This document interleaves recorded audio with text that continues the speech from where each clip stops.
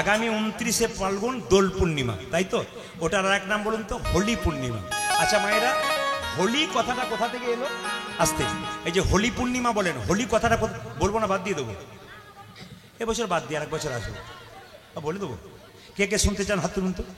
সবাই শুনতে চান? আচ্ছা আচ্ছা আচ্ছা মায়েরা, কিছু মনে করবেন না, এই দিকে তাকাবেন। হোলি পূর্ণিমা হতে গেলে ভক্ত প্রহ্লাদের বাবার নাম কি ছিল? হিরণ্যকশিপু। ভক্ত প্রহ্লাদ ভগবানের ভজনা করে, হিরণ্যকশিপু শত্রুতা করে। একদিন ভক্ত প্রহ্লাদকে জিজ্ঞেস করে, তোর ভগবান কোথায় আছে? বলে কোথায় নেই, তুমি বলতে পারবে? বলছে আচ্ছা জলের মধ্যে ভগবান আছে? বলে হ্যাঁ জলের মধ্যে ভগবান আছে। হ্যাঁ, এক কাজ করতো, এর বুকে একটা পাথর বেঁধে জলের মধ্যে ফেলে দেবে। 7 দিন পর যখন জল থেকে ওঠাচ্ছে, দেখছে পাথর হালকা সুলের মতো হয়েছে, ভক্ত প্রহ্লাদ ভিজে গেছে। এক কাজ কর, একে পাহাড় থেকে ফেলে দে, ব্যাস কিচ্ছু হলো না। মুকং করতি বাচালং পঙ্গুলং হইতে গিরিম যৎ কিবা ত্রমহম বন্দে, হ্যাঁ, পরমানন্দ মাধব। মায়েরা, ভগবানের কৃপা হলে ফোঁড়া পর্যন্ত পাহাড় ডিঙিয়ে যেতে পারে। এক কাজ কর, কয়াধু, ভক্ত প্রহ্লাদের মায়ের নাম কি? কয়াধু। এক কাজ করো তো, বলে কি, ছেলের মুখে নিজের হাতে 20 নাড়ু তুলে দাও। এই জগতে কোনো মা পারবে? স্বামী যদি বলে 20 নাড়ু ছেলের মুখে তুলে দাও, কোনো মা পারবে না। মৃত্যুবরণ করবো তবু ছেলেকে দেবো না। প্রহ্লাদ বলে উঠল, মা 20 নাড়ুটা তুমি দিতে পারছো না, ভাই তোমার ভগবানের প্রতি বিশ্বাস নাই। সত্যি যে তোমার ভগবানের প্রতি বিশ্বাস আছে, তুমি 20 নাড়ুটা আমার মুখে তুলে দাও। কয়াধু কেঁদে কেঁদে বলল, প্রহ্লাদ আমি যদি 20 নাড়ু তোর মুখে তুলে দিই, পৃথিবীতে আমাকে কেউ মা বলবে না, আমাকে রাক্ষসী বলবে, মা নামের কলঙ্ক হবে, আমি পারবো না তুলে দিতে, দাও মা আমায় দাও। যে না 20 নাড়ুটা তুলে দিয়েছে, ভগবানের নাম করতে করতে অমৃত হয়ে গেছে। ভক্ত প্রহ্লাদকে যখন কোনোভাবেই মারতে পারলো না, হিরণ্যকশিপুর একটা বোন ছিল, তার নাম হোলিকা। ভালো করে শুনবেন, হিরণ্যকশিপুর একটা বোন ছিল, তার নাম হোলিকা। এটা হচ্ছে ভক্ত প্রহ্লাদের পিসি। হোলিকার একটা আশীর্বাদ ছিল, আগুনে প্রবেশ করলে সব পূর্বে, হোলিকা পূর্বে না। ভক্ত প্রহ্লাদের বাবা হিরণ্যকশিপু বলল, হোলিকা তুই এক কাজ কর, প্রহ্লাদকে কোলে নিয়ে আগুনে ঢুকে যা, তুই তো পূর্বি না, প্রহ্লাদ পুড়ে ছাই হয়ে যাবে, সব শেষ হয়ে যাবে। কিন্তু মা, ভগবানের ভক্ত যারা হয় তাদেরকে কেউ যদি আঘাত করে, যতই আশীর্বাদ থাক, তাদের কষ্ট শেষ হয়ে যায়, ভক্ত শেষ হয়ে যায়। ভক্ত প্রহ্লাদকে কোলে নিয়ে আগুনের মধ্যে হোলিকা পিসি প্রবেশ করলো, হোলিকা পুড়ে ছাই হয়ে গেল, ভক্ত প্রহ্লাদ জীবিত রইল। এই হোলিকা পুড়ে গিয়েছিল বলেই হোলিকা থেকে হোলি নাম হয়েছিল। খুব মাথাটা রাখবেন কথাগুলো। কীর্তনের এত তত্ত্ব আছে, এত সুন্দর কথা আছে। আমরা শুধু বীরভূম, বর্ধমান, বাঁকুড়া, পুরুলিয়া গেলে আমরা লীলার মাধ্যমে থাকি। অনেকে ইউটিউবের মাধ্যমে শুধু কথা শুনতে পান না? জোরে বলুন হ্যাঁ না না। অনেকে ধারণা আছে তাহলে ইনি কোথায় কথাই বলেন না, কেন আমরা লীলার সঙ্গে কথা বলি। শুনবেন মন দিয়ে, সবাই লক্ষ্য করুন। হোলিকা, তখন থেকে হোলি নাম হলো। সেদিন ভগবান শ্রীকৃষ্ণ কেশী এবং অরিষ্টাসুর দুটো অসুরকে হত্যা করেছিল। ওই জন্য সেই দিনটা আনন্দের দিন, হোলি পূর্ণিমা হয়েছিল, দোল পূর্ণিমা হয়েছিল। সবচাইতে আশ্চর্যের ব্যাপার, ওই দিন মহাপ্রভুর জন্ম হয়েছিল। মায়েরা, দোল পূর্ণিমার দিন যখন রং খেলায় ব্যস্ত থাকেন, তখন মহাপ্রভুর জন্ম হয়েছিল। ওই জন্য মাথায় রাখবেন, যেদিন মহাপ্রভুর জন্ম, সেদিন কিন্তু আপনারা বাড়িতে কোনোদিন মাছ মাংস আনবেন না। কি বললাম আপনাদেরকে? মহাপ্রভুর যেদিন জন্ম, আপনার বাড়িতে মাছ মাংস কেউ কিন্তু আনবেন না, কারণ সেদিন নিরামিষ খাবেন। হিন্দু ধর্মের সবচেয়ে লজ্জার ব্যাপার, ওই হোলির দিনে, দোল পূর্ণিমার দিনে দেখবেন মাংসের দোকানে লাইন দিয়ে থাকে। এর চাইতে লজ্জার আর কি হতে পারে? আমরা বুঝি না দোল পূর্ণিমাটা কি। আজকে যে মহাপ্রভু এসেছে আমাদের জীবকে তরাতে, তার কথা আমরা ভাবি না, আমরা মাংসের দোকানে মাংস খাই। এর চাইতে লজ্জা আমাদের কি হতে পারে? এই লজ্জাগুলোকে ঘোচান, নইলে কিন্তু ঠকতে হবে। দেখুন, মায়েরা 3 দিন রজপ্রবৃত্তি অবস্থায় থাকেন। শুনবেন ভালো করে, 3 দিন রজপ্রবৃত্তি অবস্থায় থাকেন। আমি শাস্ত্রের রেফারেন্স দেবো। শাস্ত্রের নাম হলো বরাহ পুরাণ। বরাহ পুরাণ বলছে মায়েরা 3 দিন যে রজপ্রবৃত্তি অবস্থায় থাকেন, এই সময় আপনারা কি কি করতে পাবেন না, আপনাদের একটু বলে দিই। দেখুন, রজপ্রবৃত্তি অবস্থায় থাকলে কোনো মাকে আলাদা বিছানায় শুয়ে থাকতে হয়। সে বাড়ির কোনো জিনিস ছুঁতে পাবে না, স্পর্শ করতে পাবে না। বরাহ পুরাণ বলছে যে কোনো জিনিস আপনি ওই 3 দিন ছুঁতে পাবেন না। তাহলে প্রশ্ন করবেন, হাম দো হামারা এক, আমি, আমার স্ত্রী, আমার স্বামী আর আমার ছেলে, আমরা 3 জন, আমরা কি করে বাড়িতে রান্না করতে হবে, আমি কি করব? শুনে নিন। রান্না আপনি করবেন, কিন্তু যদি উপায় না থাকে রান্না করবেন, কিন্তু কি করবেন সবাই লক্ষ্য করুন, গলায় কাপড় দিয়ে যে রান্নাঘর আপনাদের, ওই রান্নাঘরটার নাম অন্নপূর্ণার মন্দির, ওই রান্নাঘরে ঢুকবার আগে গলায় কাপড় দিয়ে মা অন্নপূর্ণাকে প্রণাম করে বলবে, মা তুমিও মা আমিও মা, তুমিও নারী আমিও নারী, আমি অশৌচ অবস্থায় আছি, এক কাজ করো মা, বলে কি যেন তোমার আশীর্বাদে আমি রান্নাঘরে ঢুকতে পাই, অশৌচ অবস্থায় আমাকে ক্ষমা করে দিন। অথবা কি করবেন, হরে কৃষ্ণ মহামন্ত্র বলে আপনি রান্না শুরু করবেন, আপনার কোনো বাধা নেই। আবার দেখুন কি বলছে, সবাই লক্ষ্য করবেন, দেখুন রজপ্রবৃত্তি অবস্থায় মায়েরা 3 দিন আপনারা বাড়িতে কোনো কিছু স্পর্শ করতে পারবেন না, বিছানায় শুয়ে থাকবেন, কিন্তু আপনার বাচ্চা ছেলেকে পর্যন্ত আপনার সঙ্গে শোয়াবেন না, আপনার মেয়েটাকে পর্যন্ত আপনার কাছে রাখবেন না। যদি কোনো বাচ্চা মায়ের দুগ্ধ পান করে সেই বাচ্চাকে ওই 3 দিন রাখতে পারেন, বাকি কিন্তু ছেলে যদি একটু বড় হয়ে যায়, 5 বছর 6 বছর 7 বছর, মেয়ে যদি বড় হয়ে যায়, আপনি মেয়েকে ছেলেকে আপনার কাছে ওই 3 দিন কোনো মতে রাখতে পারবেন না। বিষ্ণু সংহিতা, আমি এক একটা শাস্ত্রের নাম বলে দিচ্ছি, বিষ্ণু সংহিতা বলছে রাখতে পারবেন না। এইবার সবাই লক্ষ্য করুন, ওই 3 দিন কোনো জিনিস স্পর্শ করতে পারবেন না। আপনি রান্না করলেন ব্যাস, কিন্তু বিছানাতে যেন আপনি আলাদা বিছানা করে শোবেন, একটা বিছানায় শুতে পাবেন না। রান্না করুন আপনি প্রণাম করে, আপনার উপায় নেই, আপনাকে করতে হবে, কিন্তু স্পর্শ করতে পারবেন না আপনার আসল বিছানাটা, আপনাকে অন্য বিছানায় শুয়ে থাকতে হবে। এইবার লক্ষ্য করুন, মহাভারতের শান্তি পর্ব যদি কেউ পড়েন, তাহলে মহাভারতের শান্তি পর্বে পরিষ্কার করে বলেছে যে রজপ্রবৃত্তি অবস্থায় কোনো পুরুষ যদি নারীর সঙ্গ করে, খুব ভালো করে শুনবেন কথাগুলো, খুব দামি কথা, রজপ্রবৃত্তি অবস্থায় মহাভারত যদি কেউ পড়েন, তাহলে মহাভারতের শান্তি পর্ব বলছে যে রজপ্রবৃত্তি অবস্থায় কোনো পুরুষ যদি কোনো নারীর সঙ্গ করে, তাহলে জেনে রাখবেন সেই পুরুষকে এবং নারীকে দুজনকেই নরকে যেতে হবে। পরিষ্কার একবার তাদের নরকের পথ খোলা। ওই 3 দিন রজপ্রবৃত্তি অবস্থায় কোনো পুরুষ যদি কোনো নারীর সঙ্গ করে। সুশ্রত সংহিতা, এক একটা করে রেফারেন্স দিচ্ছি শাস্ত্রে, বই পড়বেন দেখে নেবেন। সুশ্রত সংহিতায় সুশ্রত ঋষি বলছেন যে রজপ্রবৃত্তি অবস্থায় কোনো নারী পুরুষ যদি সঙ্গ করে, সেই পুরুষের 3টে জিনিস খুব তাড়াতাড়ি নষ্ট হয়ে যাবে। 3টে জিনিস কি কি? মাথার বুদ্ধি, আর কি শরীরের শক্তি, আর চোখের জ্যোতি। এই 3টে জিনিস কিন্তু খুব তাড়াতাড়ি শেষ হয়ে যায়। কোন কোন? চোখের জ্যোতি, শরীরের শক্তি, আর কি মাথার যে বুদ্ধি ব্রেন, এ কিন্তু আস্তে আস্তে নষ্ট হয়ে যায় যদি রজপ্রবৃত্তি অবস্থায় আপনারা কেউ সঙ্গ করেন। এটা কে বলছে? সুশ্রত সংহিতা। মায়েরা, ও রজপ্রবৃত্তি অবস্থায় 3 দিন আপনি মন্দিরে প্রবেশ করতে পারবেন না, বিগ্রহ প্রণাম করতে পারবেন না, কিন্তু গুরুমন্ত্র জপ করতে পারবেন, আপনি একাদশী করতে পারবেন, আপনি একাদশী করতে পারবেন, আপনি নাম জপ করতে পারবেন, কিন্তু মন্দিরে ঢুকতে পারবেন না। কীর্তনে আসরে এসে আপনি কীর্তন শুনবেন ভক্তি করে, কোনো অসুবিধা নেই আপনার, কিন্তু আপনি মন্দিরে প্রবেশ করতে পারবেন না, প্রসাদ দিতে পারবেন না, তুলসী গাছে জল দিতে পারবেন না, কিছু কিছু কাজ আছে ধর্মীয়, মানসিক জপ করতে পারবেন, বসে বসে জপ করুন, হরে কৃষ্ণ নাম করুন, কোনো অসুবিধা নেই, কিন্তু আপনাকে মন্দিরে ঢোকা যাবে না। মানে যে কীর্তন শুনতে এসছেন, মহাপ্রভুর কাছে আপনাদের জন্য একটা জিনিস চাইব, গাড়ি চাইবো না, টাকা চাইবো না, পয়সা চাইবো না, আপনাদের জন্য ভগবানের কাছে একটা জিনিস চাইবো, আপনাদের প্রতি বাড়ি বাড়ি একটা করে কৃষ্ণ ভক্ত সন্তান হোক। প্রশ্ন করবেন, প্রদীপ বাবু কেন ইঞ্জিনিয়ার সন্তান চাইলেন না, কেন ডাক্তার সন্তান চাইলেন না, কৃষ্ণ ভক্ত সন্তান চাইলেন কেন? এই দিকে তাকাবেন। স্কুলে যে বাচ্চাকে পড়াচ্ছেন, ও পড়ে চাকরি পাচ্ছে, কিন্তু ওর বিবেক হচ্ছে না, ও উচ্চশিক্ষায় শিক্ষিত হয়েছে, বাবা মাকে চিনতে পারছে না, কিন্তু ও বাইরে গিয়ে ফ্ল্যাট কিনছে, কিন্তু তার মা বাবাকেও দুটো দেবে। তাই আমি আপনাদের কাছে চাইলাম, ভগবানের জন্য আপনাদের জন্য আপনাদের বাড়ি বাড়ি একটা করে কৃষ্ণ ভক্ত সন্তান। সচিমাতা নিমাইকে বলেছিল, নিমাই তোর বাবার পিণ্ডটা দিয়ে আয়। নিমাই বলেছিল, মা পিণ্ড দিলে কি হয়? বলে 7 বংশোদ্ধার হয়। সঙ্গে সঙ্গে নিমাই বলেছিল, মা কৃষ্ণ ভক্ত সন্তান হলে 7 বংশোদ্ধার হয়, কিন্তু কোন বংশে যদি একটা কৃষ্ণ ভক্ত সন্তান হয়, তবে তা 7 বংশ নয়, তা 14 বংশোদ্ধার। আপনার বাড়ি বাড়ি কৃষ্ণ ভক্ত সন্তান চাই, সারাদিন পর যেন মায়ের চরণে বাবার চরণে প্রণাম করতে পারে। আপনারা এত কষ্ট করে ছেলে মেয়েকে জন্ম দিলেন, যদি ছেলে বড় হয়ে আপনার চরণে একটু প্রণাম দেয়, আপনার মতো গর্ব কার হয়? আপনার বুকটা ভরে যাবে, আমি এইরকম ছেলে জন্ম দিয়ে গেলাম গো, যে সারাদিন পর আমাকে একবার প্রণাম। কয়েকদিন আগে আমি একটি জায়গায় গান করছিলাম কলকাতায়, একজন ভদ্রলোক আমাকে বললেন, আমি গুরুমন্ত্র নিই নাই, প্রদীপবাবু উত্তর দেন আমি ঠিক করেছি কিনা। বললাম, আপনি ভুল করেছেন, আপনি গুরুমন্ত্র নেন নাই, গুরুমন্ত্র নেওয়া দরকার আছে। আগে আমার সবটা শুনুন, তারপর বলবেন। ছোট থেকে আমি মাতৃ পিতৃ ভক্ত, আমার মা বাবা ছাড়া আমি কিছু বুঝি না।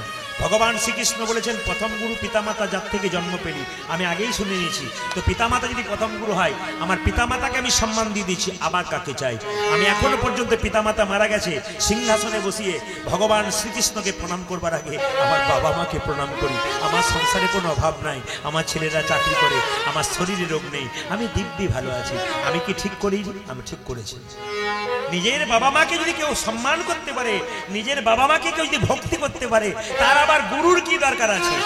তোমার গুরু বাড়িতে এলো, তার পা ধুয়ে তার গলায় একটা ফুলের মালা তুলে দিলে, আর সন্দেশ তুলে দিলে মুখের মধ্যে, নিজের বাবা এক গ্লাস জল পাচ্ছে না, ওই রকম গুরু করে কোনো লাভ নেই।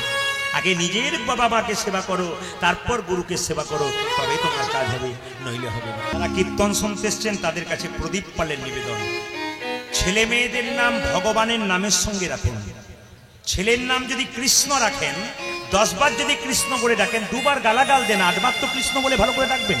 কৃষ্ণ পড়াশোনা কর, কৃষ্ণ স্কুলে যা, কৃষ্ণ খেয়ে নে বাবা, ভালোভাবে 8 বার ডাকবেন। 2 বার গালাগাল দেন, 8 বার তো ডাকবেন। ভাগবত পড়ুন, অজামিল চোর ছিল, ডাকাত ছিল, চরিত্রহীন ছিল, মাতাল ছিল, মৃত্যুর সময় নর্দমায় পড়ে গিয়েছিল, ছেলের নাম রেখেছিল নারায়ণ। মৃত্যুর সময় নারায়ণ বলে রেখেছিল বলে তার জায়গা হয়েছিল বৈকুণ্ঠ ধাম। আমি আপনাদের বলতে চাই, ছেলের নাম ভগবানের সঙ্গে রাখুন, আপনার লাভ আছে। মানুষ জন্ম লাভ করার একমাত্র উদ্দেশ্য কি? ভগবানের কৃপা লাভ করা। মানুষ জন্ম লাভ করার একমাত্র উদ্দেশ্য কি? ভগবানের আশীর্বাদ দান করা। এখানে মানুষরা যারা বড় বড় ব্যবসা করে, যে বাজারে আমি ছিলাম, বিরাট বড় বড় ব্যবসা করে, সকাল 6টার আগে স্নান করে গীতা পড়ে ভগবানের চরণে পুষ্প দেয়, তারপর ব্যবসায় যায় টিফিন করে।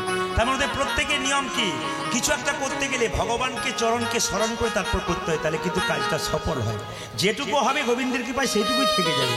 এই যুগে মায়েরা সকালবেলায় ঘুম থেকে উঠে মন্দির পরিক্রমা করবেন। এই মন্দির যদি পারেন, ওই মন্দির যদি পারেন পরিক্রমা করবেন, না পারলে তুলসী মন্দির পরিক্রমা করবেন। কোন দিকে পরিক্রমা করবেন?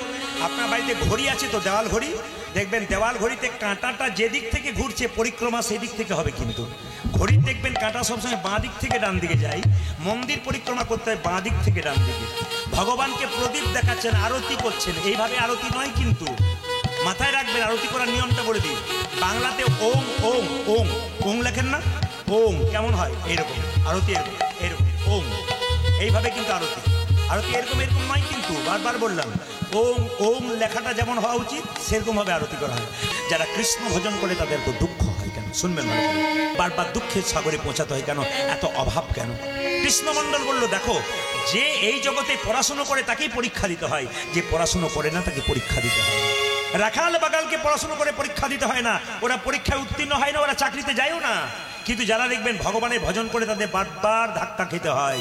একজন আমাকে প্রশ্ন করেছিল, প্রদীপ বাবু, যারা মস্তানি করছে, 2 নম্বরই করছে, লোক ঠকাচ্ছে, তারা বুক ফুলিয়ে রাস্তা দিয়ে ঘুরে বেড়াচ্ছে, কোনো দুঃখ নাই, আমরা হরিনাম করছি, আমাদের চাল ফুটে জল পড়ছে কেন? বললাম, যেমন তোমার প্রশ্ন খুব কঠিন মনে করছো, উত্তরটা কিন্তু খুব সহজ। বলে কেন? যারা বুক ফুলিয়ে রাস্তা দিয়ে বেরিয়ে যাচ্ছে, আপনাকে ঠকাচ্ছে, মস্তানি করছে, আপনাকে লাল চোখ দেখাচ্ছে, জেনে নিয়েন বেশি দিন নাই। কেন? মানুষ জন্মের পরে ভগবান 2টো করে কলসি দিয়েছে, একটা পাপের কলসি, একটা পুণ্যের কলসি। যারা অন্যায় করছে, লোক ঠকাচ্ছে, পাপের কলসিটা যেদিন পূর্ণ হবে, দুর্যোধনের মতো সংসার ছেড়ে রাস্তার ভিখারি হয়ে যাবে। চোখে দেখবেন ওই লোকগুলো কি গতি হয়, কাঁদবে রাস্তায় ভিখারির মতো, আপনি হাসবেন মনে মনে, ঠিক হয়ে যাবে। আর দেখবেন যারা হরিনাম করে, কৃষ্ণ নাম করে, তাদের পুণ্যের কলসিটা কোনো পূর্ণ হয় নাই। যেদিন পুণ্যের কলসি আপনাদের পূর্ণ হবে, সেদিন শ্রী গোবিন্দের চরণ আপনাদের আশ্রয়। মায়েরা, পাপের কলসিটাকে দূরে রাখো, পুণ্যের কলসিটাকে কাছে রাখো, যেন জীবন সুন্দর হয়। দুর্গা দেবী হচ্ছে স্বামী জগন্নাথ মন্দিরে যাও, জগন্নাথের কাছে কিছু চাও। কৃষ্ণমণ্ডল বলল, শোনো, সব জায়গায় তোমার সঙ্গে মিল আছে, এই জায়গায় মিল নাই। কেন? মন্দিরে গেলে কিছু চাইতে নেই, স্বামী বলছে। মায়েরা, আপনারা মন্দিরে যান, কি বলেন? মেয়ের বিয়ে দাও, ছেলের চাকরি দাও, গাড়ি দাও, বাড়ি দাও, বলেন না আপনারা? খালি চেয়ে যান, অনেকে চেয়ে যান। কিন্তু ভগবান বলছেন, পণ্ডিতরা বলছেন, না, মন্দিরে যাবে, চাইবে না। কেন? তিনি তো অন্তর্যামী, তিনি তো জানেন আপনার কি আছে না আছে, আপনি আবার বলবেন কেন? যদি ভগবান অন্তর্যামী হয়, সবকিছু আমার জানে, তাহলে মন্দিরে গিয়ে বলবো কেন যে আমার গাড়ি নাই, বাড়ি নাই, টাকা নাই, পয়সা নাই, আমার কিচ্ছু করার দরকার নাই। আমি ভক্তি সম্পদ দেবো, উনি কৃপা সম্পদ দেবেন, আমি চাইবো না। আপনারা যারা তীর্থস্থানে যাবেন বা গেছেন তাদের জন্য বলবো, তীর্থস্থানে গেলে একটা ফল ত্যাগ করে আসতে হয়। ও মায়েরা, আপনারা জানেন কিনা জানি না, গয়া কাশী বৃন্দাবন যেখানে যাবেন, এই যে কুম্ভ মেলা চলছে না, যদি বলুন হ্যাঁ না, দেখুন 6 বছর পর পর যে মেলা হয় ওটা হচ্ছে অর্ধ কুম্ভ, আর 12 বছর পর পর যে মেলা হচ্ছে ওটার নাম পূর্ণ কুম্ভ, আর 144 বছর যে মেলাটা হচ্ছে ওটার নাম হচ্ছে মহাকুম্ভ। এই মহাকুম্ভ মেলাতে আপনারা যারা গেছেন তারা দেখবেন যে এখন হচ্ছে প্রয়াগে, দেখবেন অমৃতের কলসি নিয়ে দেবতা এবং অসুরদের মধ্যে মারামারি হচ্ছিল। এই যখন কলসি টানাটানি হচ্ছে তখন 4 ফোঁটা কলসি থেকে 4 ফোঁটা অমৃত 4 জায়গায় পড়েছিল। কোথায় কোথায়? একটা প্রয়াগ, একটা হরিদ্বার, আর কোথায় বলুন? নাসিক, উজ্জয়িনী। এই প্রয়াগে কিন্তু মেলাটা হচ্ছে 144 বছর পর। আমাদের ভাগ্য ভালো, যারা যেতে পারলেন তাদের ভাগ্য ভালো, শুনতে পেলেন তাও ভাগ্য ভালো। 144 বছর আর হবে না, 144 বছর পরে হবে। কত কোটি কোটি মানুষ সেখানে যাচ্ছে স্নান করবার জন্য। এখন দেখুন, কিছু মনে করবেন না, স্নান করতে গিয়ে কেউ যদি মারা যায় কুম্ভ মেলায়, তার জন্য কত রকম সমালোচনা চলছে আমাদের। অন্য জাতির মধ্যে মেলাতে গেলে কেউ মারা গেলে তাদের সমালোচনা হয় না, আর আমাদের যদি কেউ মেলায় যাচ্ছে মারা যাচ্ছে তার জন্য সমালোচনা শেষ নাই। এই জন্য আমরা আমাদের ধর্মটাকে ছোট করার চেষ্টা করছি। বারবার আমি আপনাদের বলবো, সমস্ত কিছু ভগবানের লীলা। কার কোথায় মৃত্যু হবে, কে কোথায় মরবে, সব ভগবান ঠিক করে রেখেছেন। আপনার মৃত্যু কোথায় হবে সব কিন্তু গোবিন্দ ঠিক করে রেখেছেন। আপনি যে কোনো জায়গায় মরতে পারেন না, আপনার মৃত্যু যেখানে লেখা আছে আপনার সেখানে হবে। তাহলে রোগ হলে কি আপনি দেখাবেন না? রোগ হলে আপনার রোগের চিকিৎসা হবে, কষ্ট থেকে মুক্তি পাবেন। কিন্তু মৃত্যু যদি থাকে তাহলে আপনার কারো ক্ষমতা না যে মৃত্যুর হাত থেকে রেহাই করতে পারে। দেখবেন উত্তম কুমার মহানায়ক যখন মারা গিয়েছিল তখন হোম চিকিৎসক, বাড়ির চিকিৎসককে জিজ্ঞেস করেছিল সাংবাদিকরা, আচ্ছা উত্তম কুমার যে মারা গেল বাঁচাতে পারলেন না? বলছে, এর আগে 23 বার বাঁচিয়েছি, 24 বার পারলাম না। কেন? আসে যদি ডাক্তার, কি করিবে ডাক্তার? আসে যদি ডাক্তার, তবে কি করবে ডাক্তার? কিছু করার নেই যদি তার ডাক একবার আসে। এই জন্য আমি আপনাদের বললাম, কে কখন চলে যাবে কেউ যাবে জানে না বাবা, যাবার আগে কিছু ভালো কাজ করে যাবে। স্ত্রী কি করলো? আচ্ছা, ফল ত্যাগের কথা বললাম। আপনার গয়া কাশী বৃন্দাবন জগন্নাথ যেখানে যাবেন একটা করে ফল ত্যাগ করে আসবেন, একবারই করবেন। যেমন আপনি আপেল, কলা, লেবু খেতে ভালোবাসেন, 3টে প্রিয় আপনার ফল। আপনি একটা ফল তীর্থে গিয়ে বললেন, আমি এই ফলটা আপেলটা খাবো না, সারা জীবন বেঁচে থাকবো, গোবিন্দ তোমাকে দিয়ে দিলাম। কিন্তু আমাদের ওখান থেকে একজন গিয়েছিল, সে বললো আমরা ফল ত্যাগ করতে হয়, শুনেছিস? বলছে, হ্যাঁ তোর কাছেই শুনেছি ফল ত্যাগ করতে হয়। ফল ত্যাগ করলি? বললাম, হ্যাঁ। কোনটা করলি? বলছে, ওই যে আমলকি খুব টক, আমি খাই না, ওটাই ত্যাগ করিয়ে এলাম। মানে বুঝতে পারছেন তো, যেটা খাই না সেটা ত্যাগ করে এলো, গোবিন্দকে দিয়ে। আমি আপনাদের বলতে চাই, যে ফলটা সবচেয়ে প্রিয় সেটাকে ত্যাগ করতে হয়। সবাই লক্ষ্য করুন মায়েরা, তীর্থস্থানে আপনি যেতে না পারেন, আপনার পাশের বাড়ি কেউ যদি তীর্থস্থানে যায়, সেদিন ফিরে আসে তাকে প্রণাম করতে হয় যদি বড় হয়। আপনার বন্ধু যদি যায় তীর্থস্থানে, তাকে একবার আলিঙ্গন করতে হয়, তাহলে কিছুটা ফল আপনি পাবেন। একটা বাচ্চা যদি তার মায়ের করে তীর্থস্থানে গেছে, তাকে কোলে করে আদর করলেন, আপনি কিছু পেলেন। দুরিকা দেবী স্বামীকে দেখে বললো, স্বামী এসেছো? সঙ্গে সঙ্গে পা ধুয়ে দিল, প্রণাম করলো। আচ্ছা মায়েরা, একটা কথা জেনে রাখবেন, আপনারা যতই উলুধ্বনি দেন, হরিধ্বনি দেন আর কীর্তন করুন, একটা জিনিস না করলে কিন্তু আপনাদের কোনো লাভ হবে না। শাস্ত্রে বলছে, শ্রীমদ্ ভাগবত গীতার 10ম স্কন্ধে 29তম অধ্যায়ে পরিষ্কার করে বলেছে যে বিবাহিত নারী যতই কিছু কর্ম করুক, শ্রীমদ্ ভাগবত গীতার 10ম স্কন্ধের 29তম অধ্যায়, রেফারেন্স দিয়ে দিলাম আপনাদেরকে, পরিষ্কার বলা আছে, বিবাহিত মেয়েরা যতই হরিনাম করুক, যতই কীর্তন করুন, একটা জিনিস না করলে আপনার জীবনে কোনো লাভ নেই। বলবো না, বাদ দিয়ে দেবো? না বলাটাই ভালো। আমার গালাগাল দেবেন যদি আবার? আচ্ছা বলবো, বলে দিই। হ্যাঁ, মানে বলছে যে স্বামী সেবা যদি না করে তাহলে কৃষ্ণ সেবা করে কোনো লাভ নেই। যেই না এক জায়গাতে বলেছি স্বামী সেবা করতে হয়, স্বামী স্ত্রী দুজনে কীর্তন শুনছিল, যখন বললাম স্বামী সেবা না করলে কোনো লাভ হয় না, স্বামীটা তার স্ত্রীকে বলছে, শুনছো কি বলছে দেখো, তখন স্ত্রী বলছে চুপ করো। মানে বুঝতে পারছেন তো, আপনাদের এখানে স্বামী সেবা খুব করে, দাদারা সব বুঝতে পারছে হারে হারে কেমন করে আর কি, না কি বলছেন? স্বামী সেবা করে না? করে। এরা কিন্তু চুপচাপ আছে, বলে বেশি হওয়াও দেবো না, নাও দেবো না। কেন? আপনি তো চলে যাবেন ঘরে গিয়ে, আমি যদি স্বামী সেবা খুব করে দেবো তাহলে ঘরে গিয়ে গন্ডগোল হতে পারে, এই জন্য আপনারা চুপ করে আছেন। আপনি তো চলে যাবেন, আমাদের ঘরে গন্ডগোল হয়ে যাবে। না না মায়েরা, আসলে রাখুন, স্বামী সেবা করতে হয়, স্বামীকে সকালবেলায় প্রণাম করতে হয়। আপনারা যারা কীর্তন শুনতে এসছেন, কে কে সকালে স্বামীকে প্রণাম করেন? হাত তুলুন, হাত তুলুন। কেউ বাবারে, 2-4 জন তুলেছে, আবার 2-1 জন হাফ হাত তুলেছে, হাফ হাত। আমি সব দেখতে পাচ্ছি। আচ্ছা বেশ বেশ, ঠিক আছে। আচ্ছা, স্বামী সেবা আপনারা করবেন, সকাল থেকে প্রণাম করবেন। যারা করেন নাই, আজকে কীর্তন শুনে কাল সকাল থেকে স্বামীকে প্রণাম করবেন। আর দাদারা সব পাগুলো একটু ধুয়ে মুছে শোবেন, কাল সকালে আপনাদের প্রণাম হবে। পাগল ধীমে শোবেন। আপনার স্বামীর সঙ্গে আপনার কি সম্পর্ক একটু বলে দিই, হ্যাঁ হুঁ কিছু দেবেন। আপনার স্বামী আপনার গুরু হয়, জোরে বলুন হ্যাঁ না না, জোরে বলুন হ্যাঁ। হ্যাঁ। তো বলছেন দাদারা বলছে কি যে হয়, ঘর না গেলে বুঝবেন না। আপনার স্বামী আপনার দেবতা হয়, আর বলছে না বলে বললে গন্ডগোল আছে। আপনার স্বামী আপনার রোগের ওষুধ হয়, তাই তো ডাক্তারবাবুরা বন্ধ হয়ে যাবে। না না, আপনার স্বামী আপনার বাবা হয়, হয় না? তাই এবার হয়নি, বলছে না হয় না, স্বামী বাবা হয় না। দু চারজন, সবাই তো না বলছে, দু চারজন হয়, স্বামী বাবা হয়। আচ্ছা স্বামী ছেলে হয়, স্বামী ভাই হয়। আমি কিন্তু বাইরের কথা বলি নাই, ভেতরের কথা বলছি। কেন? আমি যখন কোনো কথা বলবো, ইউটিউব এসছে, ক্যামেরা এসছে, ক্যামেরার মাধ্যমে 10 লাখ লোক কথাগুলো শুনবে। আমি রেফারেন্স ছাড়া কোনো কথা বলবো না, প্রতিটি শাস্ত্রের রেফারেন্সে বলবো। আমার কথাগুলো প্রতিটি 10 লাখ লোক শোনে একসঙ্গে। এক একটা কথা যখন ইউটিউবের মাধ্যমে ছড়ে, ভিউজগুলো দেখবেন 10 থেকে 15 লাখ লোক মানুষ শোনে। তাহলে তারা শুনবে, বোকা নয় কিন্তু কেউ, সব কিন্তু রেফারেন্স চাই। শুনে নিন, স্বামী কখন বাবা হয়, স্বামী কখন ছেলে হয়, স্বামী কখন ভাই হয়, স্বামী কখন রোগের ওষুধ হয়। কে বলেছিল? বিষ্ণুপ্রিয়া। কাকে বলেছিল? নিমাইকে। নিমাই সন্ন্যাসাকে প্রিয়াকে বলেছিল, প্রিয়া তুমি বাপের বাড়ি চলে যাও। বিষ্ণুপ্রিয়া বলেছিল, স্বামী এটা কি বাপের বাড়ি নয়, তুমি আমার বাবা, তুমি আমার ছেলে, তুমি আমার ভাই, তুমি আমার গুরু, তুমি আমার বন্ধু, তুমি আমার ইহকাল, তুমি আমার পরকাল। নিমাই বলেছিল, আমাকে লোকে পণ্ডিত বলে, নিমাই পণ্ডিত, আমি তো জানি না স্বামী কখন বাবা হয়। বিষ্ণুপ্রিয়া বলেছিল, তুমি যেমন পণ্ডিত, আমিও তো পণ্ডিতের মেয়ে, আমার বাবার নাম হচ্ছে কি? সনাতন মিশ্র। এই তুই আমার দরজায় এলি, কি নাম তো? আমার নাম দুঃখী কৃষ্ণ দাস। দাদা দাদা, যে কৃষ্ণের দাস হয় সে কখনো দুঃখী হয়? জীব গোস্বামী বৃন্দাবনে জিজ্ঞেস করলো, নামটা তুই কি বললি? দুঃখী কৃষ্ণ দাস। যে কৃষ্ণের দাস হয় সে দুঃখী হয়? যে মায়ের দাস হয় সে দুঃখী হয়? না না, আমার গুরুদেব আমাকে নাম দিয়েছে কৃষ্ণ দাস, আর আমার বাবা নাম দিয়েছে দুঃখী। তোর গুরুদেবের নাম কি রে? হৃদয় চৈতন্য। এ কে আছিস? একটু জল দে, জল দে, বসতে দে, বসতে দে। বাবাজি, আপনি আমার গুরুদেবের কথা শুনলে চমকে উঠলেন কেন? ওরে তোর গুরুদেব হৃদয় চৈতন্য যেমন তেমন নয়, হৃদয় মাঝে নিতাই গৌরকে নাচিয়েছিল রে, সেই গুরুদেবের কাছে মন্ত্র নিছিস তুই কি যেমন তেমন গুরুদেবের শিষ্য? আয় আয়, তুই কৃষ্ণ ভজন শিখবি তো? আয় দেখ, প্রতিদিন কুঞ্জ মন্দিরে রাধা গোবিন্দ প্রত্যেক দিন রাসলীলা করে। এই দেখ দুঃখী, তোকে একটা সোনার ঝাঁটা দিলাম, এই ঝাঁটা নিয়ে প্রতিদিন কুঞ্জ মন্দিরে ঝাঁট দিবি।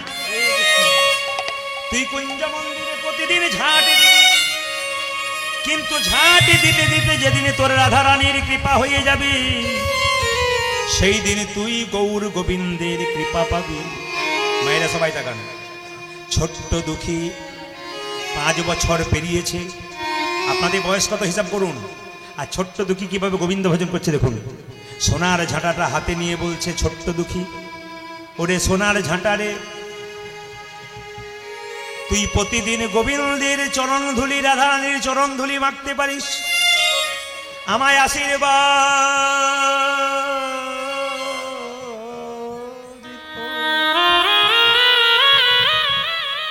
যেন আমি রাধা গোবিন্দের চরণ ধুলি, তোমার চরণ ধুলি মাখতে পারি। এই যে তাকাবেন বাবা, সোনার ঝাঁটা নিয়ে গোবিন্দের মন্দিরে ফুল দিলেন, ফল দিলেন, যদি চোখের জল দিলেন আপনার লাভ আছে। ভগবান বললেন, কেউ যদি চোখের জল দেয় আমি আর কিছু চাই না। আমার দিকে তাকাবেন। সংসারের জন্য কেঁদো না, কাঁদেবে যদি তবে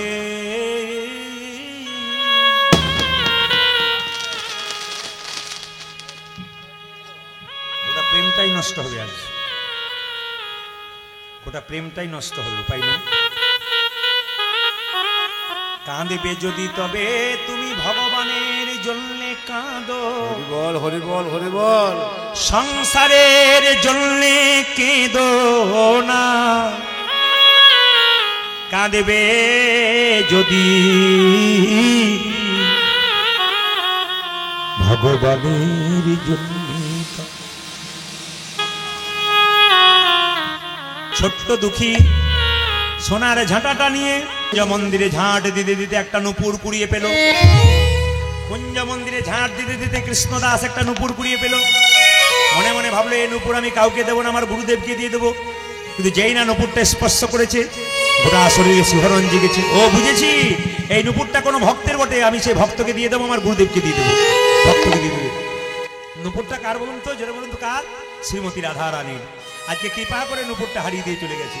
রাধারানী ললিতাকে বলছে, ললিতা, বলে কি সর্বনাশ হয়ে গেছে? বলে কেন? আজকে কুঞ্জ মন্দিরে আমি নাচ করতে গিয়ে আমার নুপুরটা হারিয়ে গেছে, তুই নুপুরটা আমায় এনে দে। ললিতা বলছে, আমি কেমন করে যাবো? বলছে, সাধারণ বেশে যা।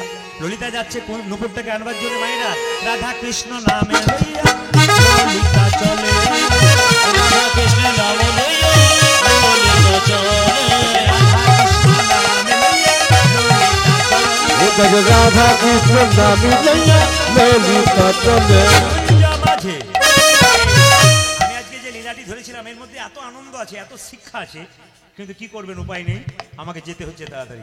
রাধা কৃষ্ণ নাম লইয়া আমারে, রাধা কৃষ্ণ নাম লইয়া ললিতা চলে, রাধা কৃষ্ণ নাম লইয়া ললিতা চলে, আজি রাধা কৃষ্ণ নামে লইয়া ললিতা চলে।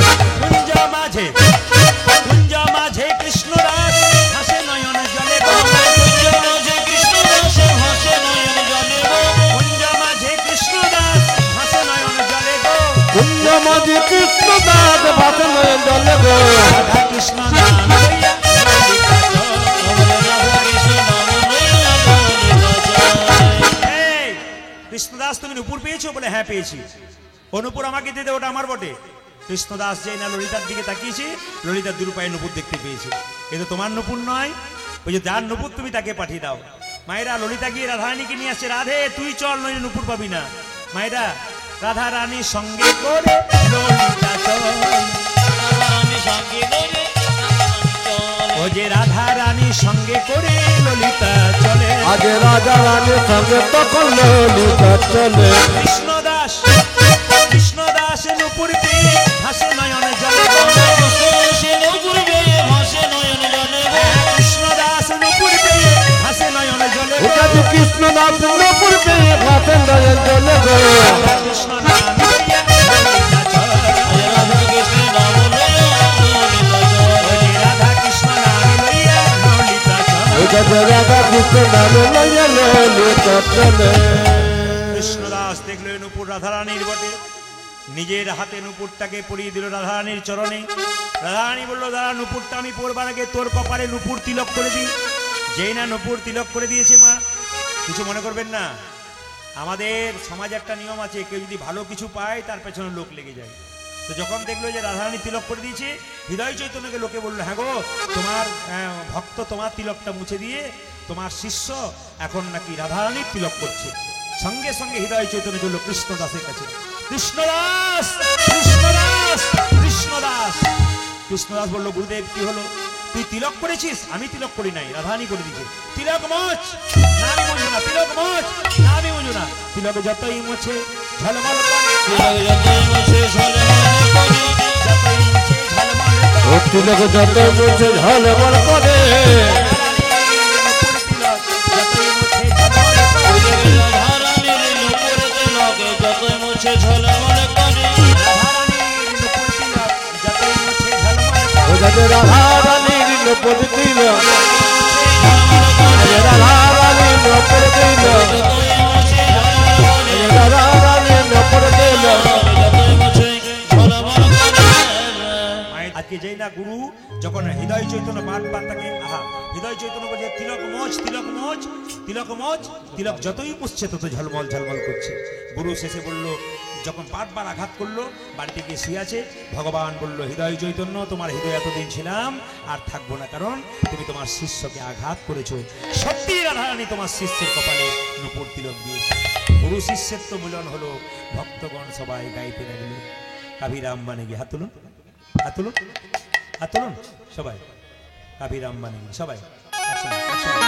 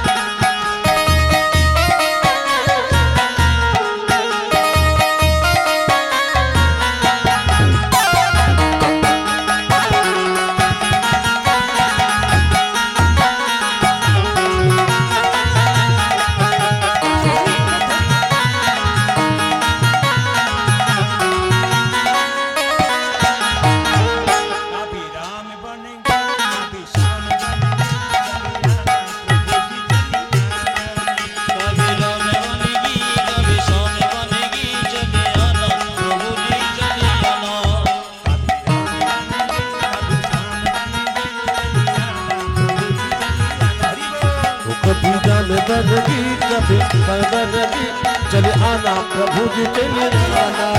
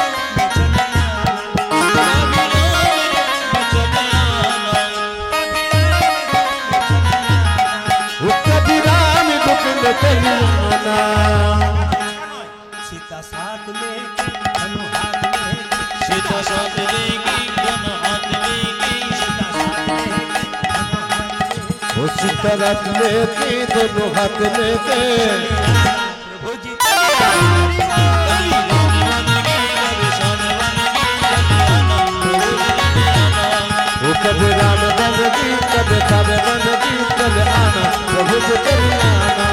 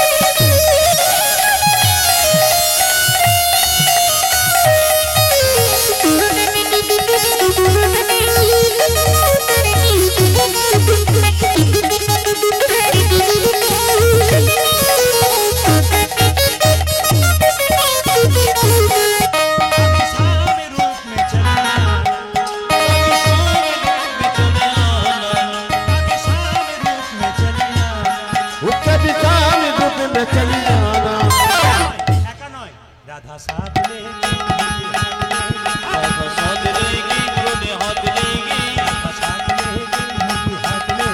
राधा साथ लेके मुरली हाथ लेके कभी राम बनेगी कभी शान बनेगी चले आना प्रभु जी चले आना कभी राम बनगी कभी शान बनगी चले आना प्रभु जी चले आना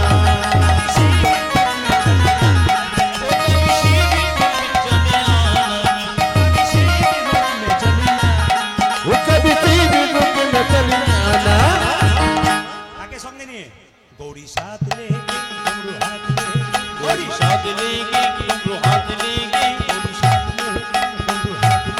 गौरी साथ लेके डमरू हाथ लेके